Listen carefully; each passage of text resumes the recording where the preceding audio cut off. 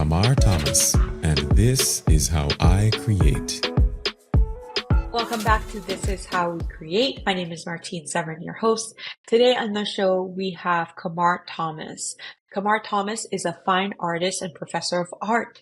He graduated with a BA in studio art from Wesleyan University and an MFA in drawing and painting from the University of Connecticut. He is about how art can connect cultures and share points of view across the world. Thomas's experience living abroad, making art culminated in the book, The Creative Vision, How to Make Art That Makes Change and Makes a Living. When Kamar isn't creating his next oil painting or writing material, sharing how others can successfully join the art world, you can find him in a weightlifting gym, singing karaoke, or learning another language. Welcome to the podcast, Kamar. Thank you. Thank you for having me. Well, Kamar, it's been really lovely to talk with you because when I first started my career in photography, one of the things that I totally did not want to do is to be a starving artist. And so I'm glad that I stumbled across your book, The Artist's Creative Vision, to create art that makes change and earns a living. So we're going to get to your book. First, I wanted to start off way in the beginning by asking you about growing up in Jamaica. Can you talk to us about how you came acquainted with art or even painting when you were young? I was the youngest of 5 children, and I grew up with one of my sisters and several people in the house. And as the youngest child, you get away with things that your older siblings can't really think of. In high school, I had an art teacher named Michael Lane, and he was a working artist. His son was one of my best friends, Jet Lane. So just drawing and painting was something we did. I wasn't particularly talented or gifted, and you can see if you're watching the video, on my face is a pair of glasses that is exceptionally thick. So my vision was never good. So I didn't have the raw materials to begin with to start. But it is in high school, just drawing for fun. And then I took it as a subject that one can take in school. But there was the spark there of my high school teacher who was a working artist, in addition to being a high school teacher. It is when I got to college, my college professor, her name was Telfair. She would make paintings in Prada dresses, or pick your favorite expensive brand dress. And she drove an Audi, a blue Audi that like a hair dryer when it was turned on. She just like a wealthy person coming to paint. That's when I thought to myself, painting delivered this in this lady's life. What could it do for me? That's when it became, okay, this might possibly be a profession. Were you spurred on by your family by chance to take on art or exposed to it other than through your friend? Yeah, they encouraged me a lot in high school, but they encouraged me a lot in general. And as a result, it wasn't really, when I decided to do it, it wasn't a question. There was no doubt in my mind whether I could do it. I kept it from them, probably unwisely, because I didn't want them to discourage me in any way. And they found out at my final exhibition during my final year in college, and people giving me checks for paintings, which is a great way to find out, a great way to see the paintings, and said, hey, the option was to come to my graduation. And I said, there's a lot of people graduating. I'm not really special there, but come to my exhibition and I'm definitely special there. It's like, oh, you have an exhibition? Say, yes, I'm majoring in art. That's when I brought up. And so they were supportive then, but cautious, as parents should be. They're worried I wouldn't have any money. And they were correct about that assumption for about 6 to 8 years. They were not wrong until it worked out. But in terms of support, I wouldn't put it so simply. They never discouraged me. They found avenues to help when they could. They expressed their concerns when things bothered them. They expressed the kind of life I'm giving in pursuit of this art and to do my best or to do more. They have ideas for me, but I felt in any way doubted. Well, Kamar, it's interesting how you mentioned that you weren't, perhaps I'm paraphrasing, but you weren't naturally gifted in art. Is what I think you said something to the like. And it's because there are several people who've come on the podcast who have chosen this field. They didn't have particularly natural talent, but it certainly is something that they learned to do because they had so much joy and so much passion. Can you tell us a little bit about choosing this road and really digging in and learning the craft in order Yeah. to be able to live the life that you want to live? And here are my two most cancelable opinions on art. And they cover these two topics. One is about talent and one is about passion. I'll take them one by one, if you'll allow it. The first one, talent. For fields that require the specific application of physical skills that is time limited and for whom there is a long history and millions of dollars on the line, I'll accept that talent is necessary. So for the NBA, you got to be 6'2", 6'3", 6'4". You better start at 5. Hope you don't tear your meniscus, your Achilles, any of the MCL, ACL, and maybe you'll make it to the league. You genuinely do need some talent for professional sports. Art, on the other hand, the kind of work you can make and the kind of skill level you need, it's not, no one can really tell you. You don't need to go to school to be able to, say, write a hit song. You just need to write a hit song. You don't need to be able to play any instrument in order to write and have that hit song make you millions of dollars. The same with painting. So where talent comes into play is so murky and weird that I don't give it any credit at all. Because how I really decided, and this now goes to my point of passion, was I was a physics major initially, and that class was hard with a capital HARD.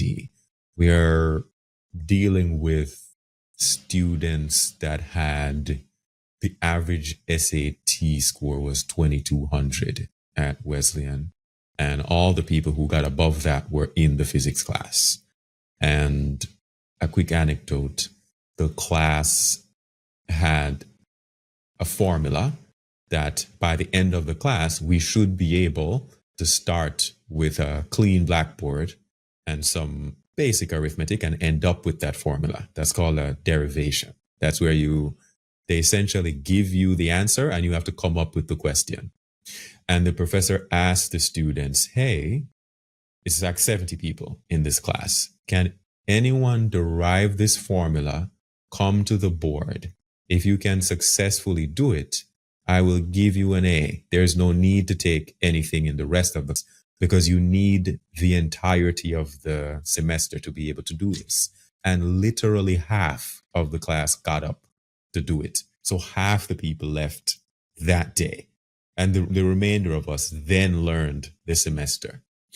It was a half an hour to read each page in this physics textbook. It was intellectually demanding. I passed. I got my A.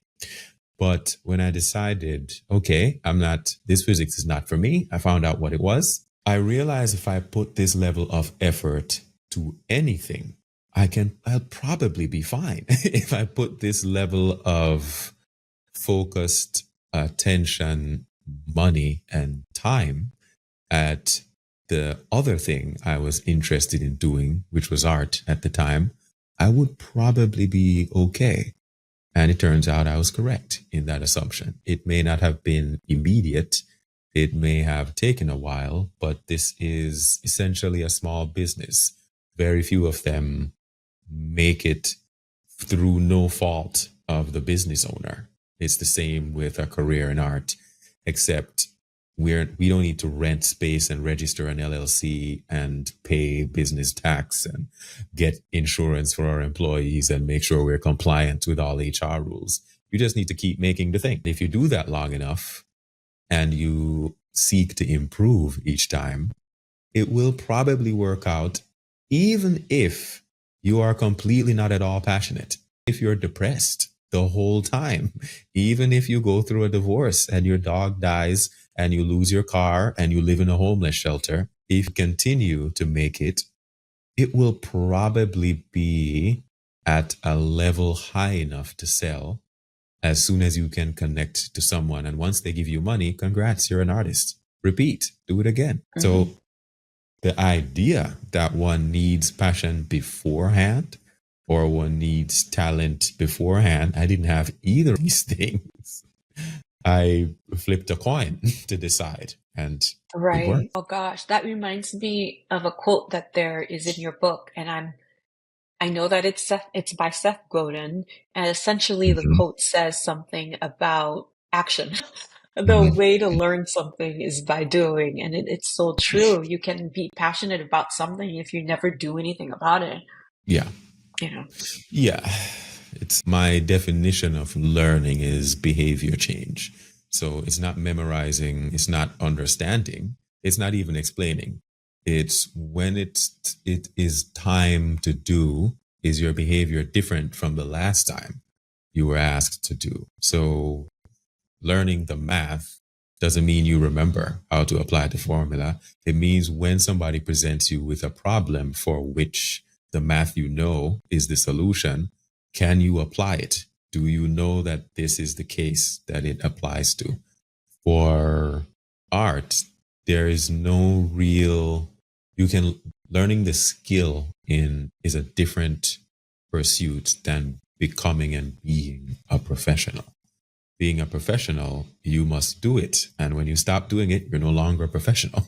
It's not like surgery, where to be a plastic surgeon, you need to go to medical school, you get your medical degree, then you go to surgery and you do your residency and you get your certificate. And then there's no such permission in the business of art. It requires you do. And the more you do, the more you, if you apply those learning, you get better. If you repeat for years, it is impossible. Bad luck happens. It can happen. You don't do it for enough years, you get an illness. Bad luck can happen.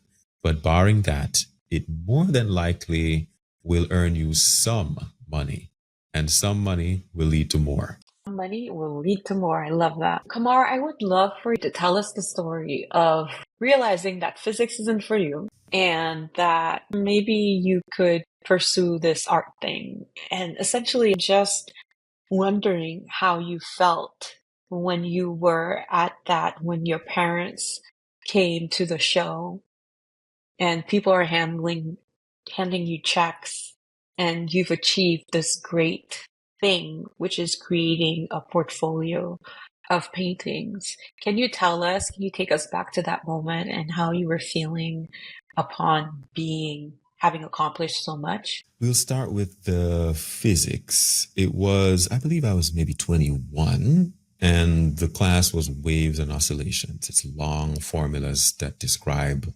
particles that move in a wave, and you write down the formulas for that. Anyways, the professor came into the class and he was excited. It's like, hey, this is what you're doing now. This is professional physics. This is it. We just don't use paper. We type it in the computer and have a model run this formula. And when you become a professional, you just do a big model and you hand out pieces of it for your grad student. And I had no more physics for me that day because he told me what professional physics was. And I realized, if this is it, no thanks. This is not for me. I can't run the model and hope and write a paper, and hopefully there will be some kind of significance in my 10th year after my PhD. Maybe 2 people will read it. It just something that I realized that I was going to be able to do long term. So I decided on a actual real life flip of the coin to either do art or pick a different major. It was heads or tails. And I decided to go to grad school with the same actual get out a coin, flip it, heads or tails.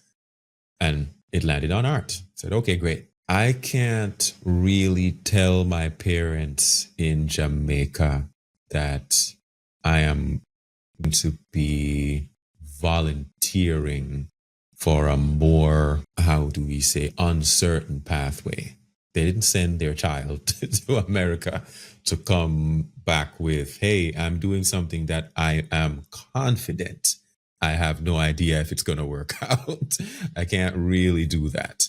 So I just hid it, didn't say anything. I didn't mention it, changed the subject when it came up.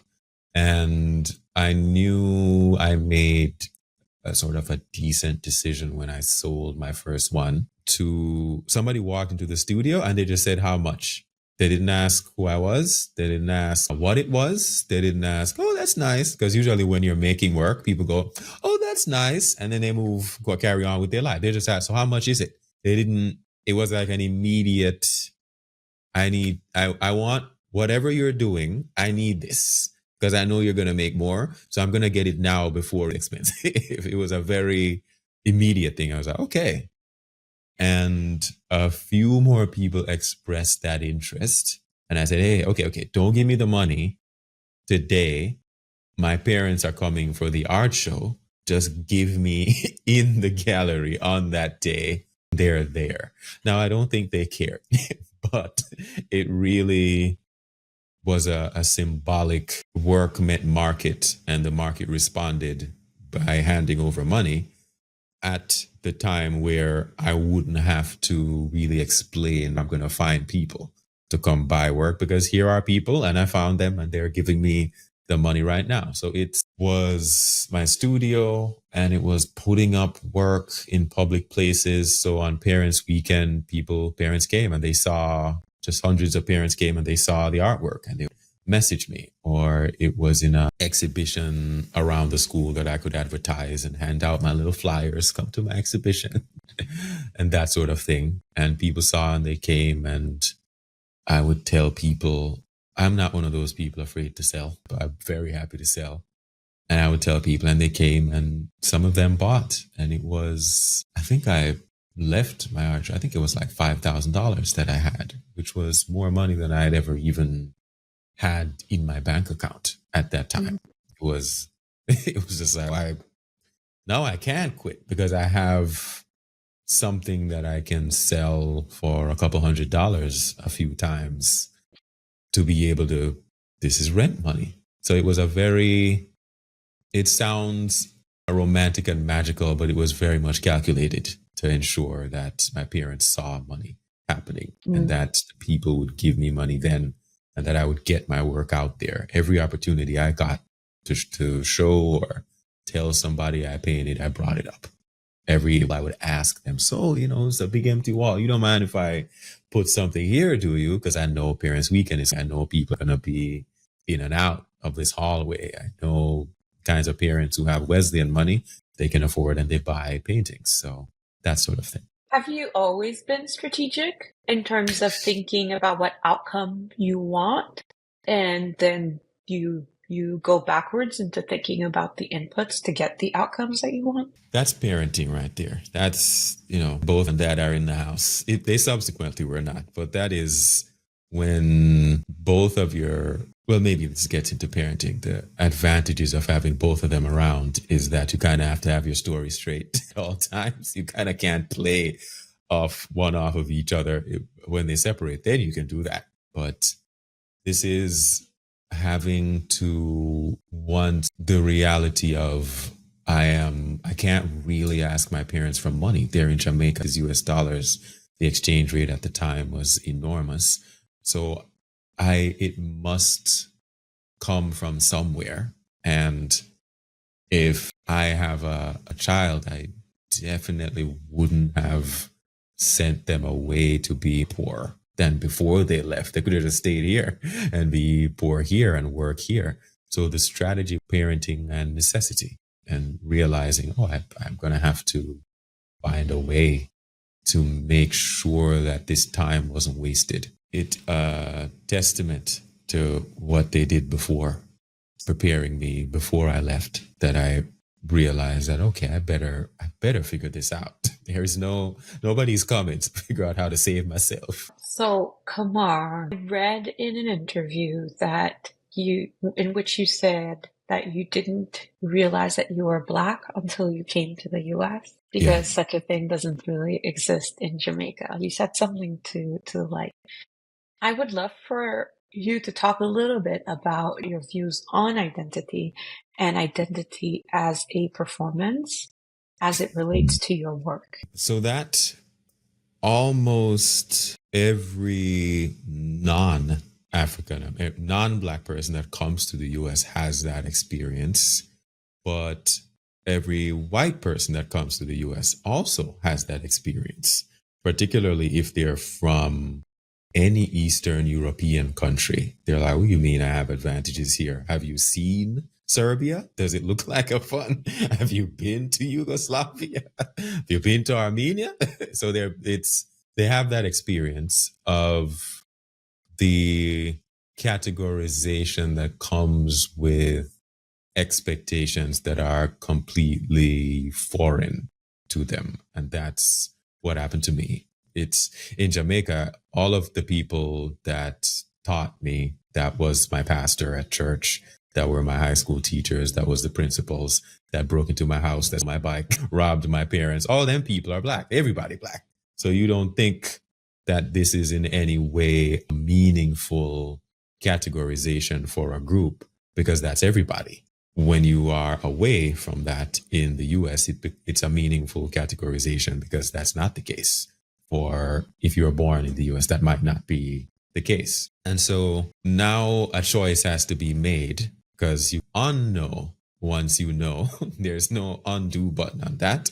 So how far is the embrace of that identity going to go? What does that mean for the new people? And for many, particularly families, immigrant families from really poor people, they are outright hostile. They don't want anything to do. And for many other peoples, it's full embrace. But the decision has to be made. And that led me to realize that identity is much more malleable, that the category itself comes with much more choice than is one would initially expect. And I believe it's George Akerlof. He's an economist. He wrote a book called Identity Economics, I referenced in my book. Essentially, his point was, when people make even purchasing decision, that a lot of that is identitarian. So if you consider yourself a Black person, there's some things that you buy, then some things that you don't buy. And there are some places you live and some places you don't live. Some people you marry and some people you don't marry. Some people it's okay for you to marry. And that group is not infinite. It has commonality, the things between them. And I realized that while they might have a commonality, while there might be history, at this time in 2010, when I was thinking about it, that it was a lot more open, and there was a lot more room for negotiation within Black identity. And I decided to make some work that said that without saying that slipped the medicine in with the sugar pill. I can't roll up in America and tell Americans that their American identity is changeable. That's walking in someone's house and telling them, hey, maybe your curtains, you want to change, open it up so there's more light in, even though you know if they change the curtains, there will be more light in. You kind of have to deliver the message in with the nicest medium possible. So I concealed or revealed my own identity in a large series of self-portraits that when people saw them, they talked about them as the change of a person. And it didn't even occur to them that it was a Black person. It was just like a big of the change of an identity over and over again. And the conversations I had and continue to have are about the choices rather than arguing if an identity exists and how is best for it to exist, because that was the conversation at the time. I'm more on the side of it doesn't even matter to me. There are choices, and that identity is malleable. You can pick from a constellation that leads to better outcomes than what you have right now. My family is from Haiti. I was born and raised, and coming to the US, and you're given instruction manuals in terms of how now you're to act based on the color of your skin and your position. It's quite interesting, especially when you reject it. You're like, why do I have to do this? And I find that in some cases, immigrants, they reject it. So I did research when I was in grad school on achievement, academic achievement, and how the first generation of immigrants usually do excel very well in school, but not so much the second and the third and the fourth generation of immigrants. And I think it's because at a certain point, the second generation, they have less prowess in rejecting the culture code that you have to apply. I don't know, but it's a very interesting. Yeah. And even, I saw those studies. I always temper that with saying that is very much true, but also for all those families that are massively wealthy, typically it lasts about one generation. So even if all other things being equal, when you start with the 1%, 1% is only 1% for one generation. Their kids typically the money, and their kids after them didn't even have no money to blow. They never really. So I have to let go the second and third generations for the most part, because, hey, things regress to the mean unless there's a reason for them not to. So then, does identity play a role in your current work? It does, in some sense, in that so artists call me and they ask advice when they have issues. They ask about advice about their work and what they're supposed to do next. And I ask them particularly if they're highly activist in their work, I ask them, if this problem went away that you're fighting against, what would you make? And then they would give some ideas, or they don't know. And I go, if they don't know, I say, go find out. And if they do know, I do this, I do that. I go, all right, make that now. Make that immediately. And so for me, the identity is in it somewhat, because I live in Canada now. It's a different place. It's 45 minutes from the US border where I live in Toronto. They do know, I do this, I do that. I go, all right, make that now. Make that immediately. And so for me, the identity is in it somewhat, because I live in Canada now. It's a different place. It's 45 minutes from the US border where I live in Toronto. A quick drive. People have longer commutes to work than I have to get to America, but I can't go there because I don't have a visa. And if I enter, it's like a federal crime. And so I'm still making portraits and working it out, but now it's much more about creating a world that I would like to see, a completely fantastical, just overdoing the joy and the fun. And I was in a long distance relationship. I'm making a painting about that. It's just getting more personal and more specific and more narrow in the identity, and in doing so more universal. So I have maybe a 17-foot painting on the experience of being in a long distance relationship and having to sell the vision of our life while waiting to be together. And the entire world had that because of COVID, because COVID cut off your immigration. You can't go nowhere. The British government don't care that you married your American husband yesterday and you only flew here to come get your clothes. He can't come. It doesn't matter. So the whole world had to be essentially in a long distance relationship for years. And I have to sell the vision. Well, when we're together, we're going to do this thing and we're going to do that. And this is how it's going to be, and keep reselling it. So that's a very specific thing to me that other people have had. And in the US initially, it wouldn't occur to me to be so specific in my work. And I'm making paintings about, because I'm in a new place, trying new things, what the experience of trying new things, but also embracing responsibility. Eventually, I'll have a couple of children. What am I going to teach them? What are they going to do? They're not going to grow up in any real way like the way I did. It's not. It's just a different existence. So I have to write down what I want them to. So when I'm mad at them in the future, I'm going to just go check. I wrote down that they needed to learn. And what does it mean to pick the community you live in and prepare to raise your children, and what values they're going to have?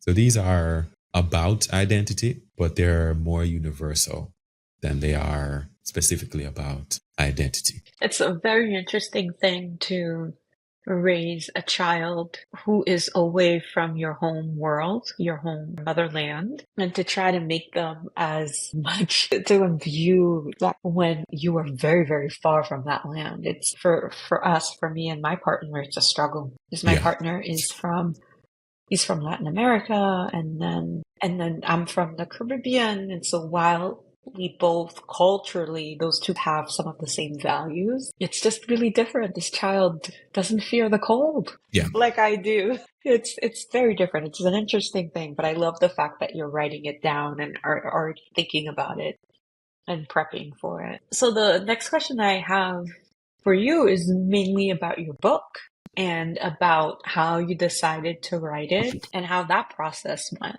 I decided to write this book to get, while it was fresh in my mind, all of the ideas around making work that one is making work sustainably, in both the financial sense, but also in the emotional and mental sense, while it is fresh in my mind. So if I wait in 20 years, I might be so far removed and have been making money so long, I will become like one of those people. I don't know if you've seen the interviews with billionaires that tell you to, well, you got to just borrow a loan from your dad for 200 grand and then start this company. It's like, whoa. What did you do before when you graduated college? Because I just graduated college. What were you doing that allowed you to meet somebody that would lend you 200 grand? So I'm writing it down in the time where I'm capable of writing it, but also where all of what I've learned is fresh. And it's also to, again, for the aforementioned children. Something might happen to me. I work exceedingly hard and they'll have a record of my thoughts on a particular subject. So I wrote this book because that was also the problem that most artists or people who want to be artists have. How do you get people to your work, particularly now that AI is out there, which if I'd have just waited a couple more months, I could have AI write this thing for me. I did it the old fashioned, go read the contract between Da Vinci and Cesare Borgia and type up my thoughts about it and then write my thoughts about that letter in bullet points and then make it a paragraph and then have an editor. I could have, anyways. So the idea is just like a business.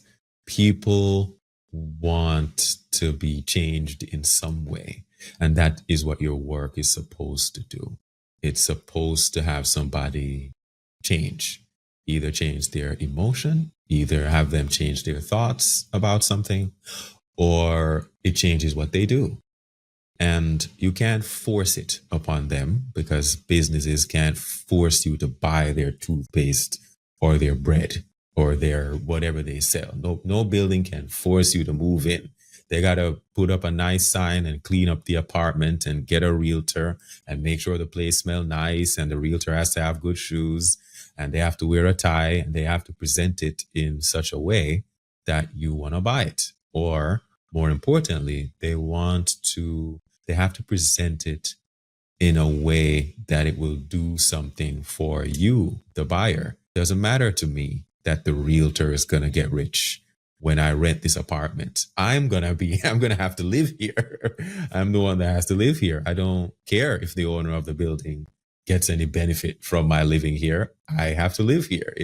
Tell me why I should be here. So we start with that people have a choice. And if they have a choice, you have to give them a reason. How do you get people to volunteer to be changed? Is you offer them a vision of where they can be that is better than where they currently are, or is different from where they currently are. How do you do that? There is a formula. And the formula is you look at art history. So that which has come before you in whatever field, whatever music, be it art, be it making pots and pans or selling coffee. Do not do something new and original. That's a good way to start for a long time. Look at what people have done before and absorb the conventions. Then there is what you and only you are interested in. That's history plus your interests. What do you care about? People care about things that are specific to them. And then your biography. What in your life led you to care about these things in the first place? It come from anywhere. You don't have to go to therapy and figure this out. You can just look at the things that you automatically consume on your own. And then you mix these three things, and that's called your CV, your creative vision. It's not going to happen immediately. It's going to require some texting. The book has techniques to get that out of you, like collaborating with a professional or trying to learn another field that is following your interest and taking the skills and mixing it with whatever your medium is and seeing what happens. And with this three-pronged approach repeatedly, that's what I did in order to come up with ideas for work. And you don't have to go to college. You can, my book's $7 or $8 or whatever it costs. You can read it, try it. And if it doesn't work, try again. That's how business works. You try and sell bread, people not buying bread. If people are not buying the Danish, make cheesecake. People don't want the cheesecake, try coffee. People want the coffee, try it again with the coffee. Try the bread, the coffee, and the cheesecake. And see if any of them lead in a direction that you want to go. And then the important bit, when something works, please do it again. Run it back. Repeat it. If you find something that works, do not be so proud as to not want to repeat that which works. Do it again until you've had enough, then run the formula. So that is how you get people to buy things, is you get this unique combination of your art history, what you're interested in, and your biography. You wrote your book in 2023.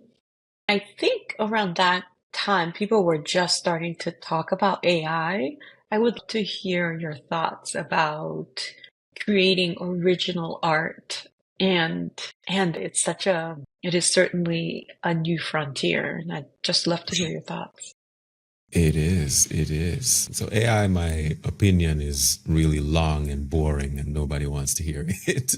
But about its formation and whatnot and the unethical practices to bring it about. The truth of the matter is we have now the ability to create anything we can type into words. And where is the money now that we have that ability?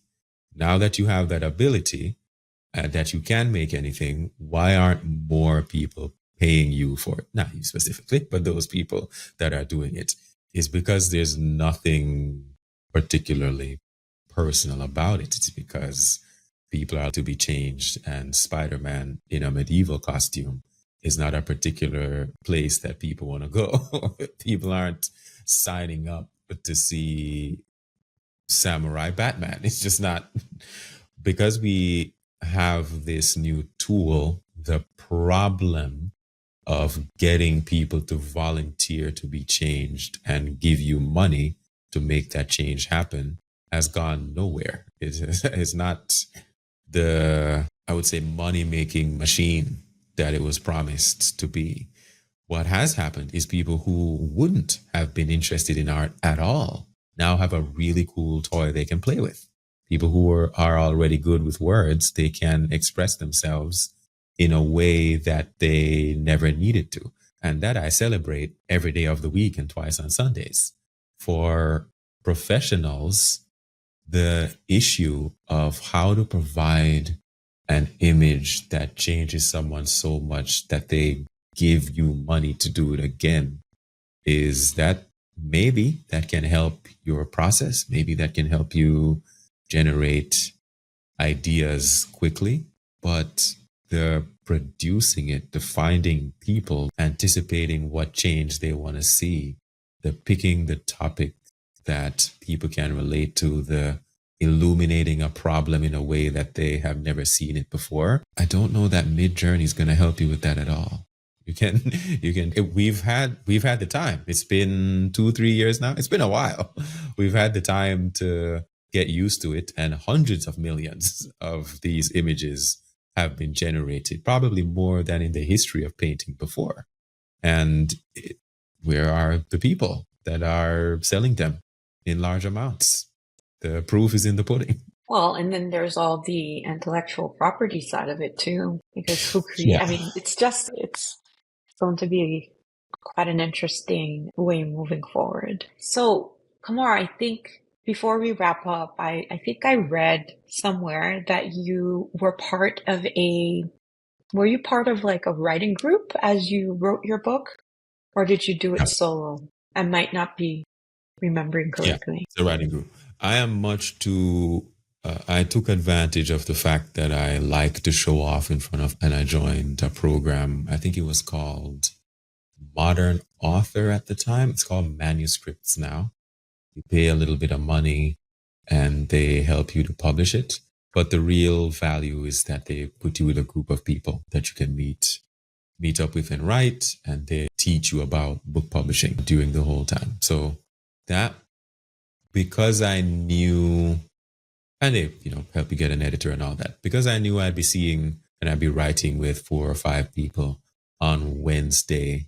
I really only work on Wednesday, and I needed to send my finished chapter draft to my editor. I believe it was Sunday at 2:00. So I would write a little bit on Wednesday, and then Sunday I would go down to local McDonald's and I'd peel out my laptop at 6 a.m. and refuse to move until I was finished with a draft, which almost always happened by 2 p.m. At 1:58, I'm pressing send, 1:59. Almost always did. I never missed it once. Do that for 12 to 14 weeks, and you got a book. You bang out, that's that, 2,000 words for 14 weeks, or sometimes it's 3,000. Sometimes I go crazy and it's 5,000 words. Ooh. Sometimes the Wednesday will go well, and I'll have a lot of connections in my mind, and I'll just sit down.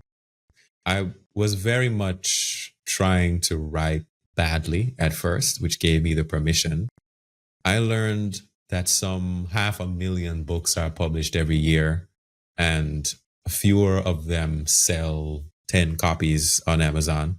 So I just was like, oh, nobody's going to read it anyway. Let me just bang out my book. Since nobody's going to see it, let me just write. And the first week I wrote, say, 1,500 words.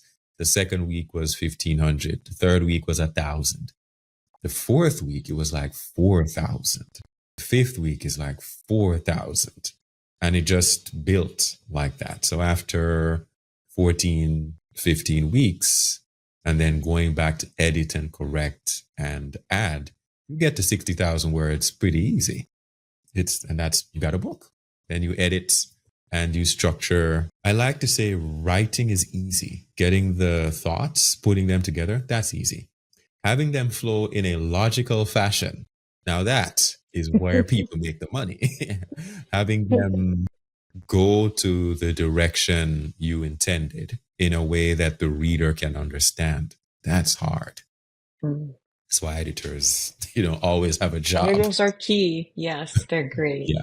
Yeah. Kamar, I mean, your book, I really enjoyed it. It's packed with information I never knew before, particularly about the history of art, and really great quotes as well as prompts to work on questions to get juices flowing. So we'll definitely have the book in the show notes so that folks can check it out. I wanted to close out the episode by asking, what's new for you? What's going on? What do you have next? I should have 2 exhibitions, an audiobook, and a course coming out soon. The exhibition that's nothing. is, My gosh. yeah, it's a lot.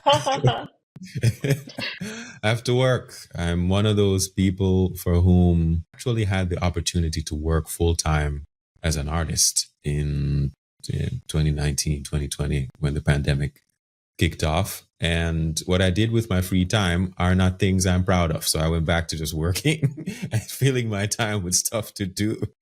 My free time just involves spending money and degeneracy. So it's better to fill it doing things. The exhibition is in May. It's with a City Dance Company of Toronto.